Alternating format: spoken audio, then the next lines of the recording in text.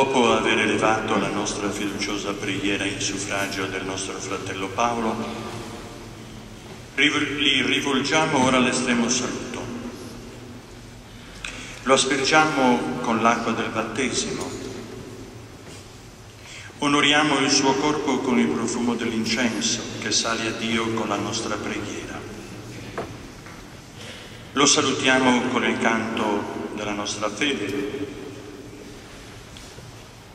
nella attesa di innalzare con Lui l'inno che dall'eternità risuona nelle sedi celesti.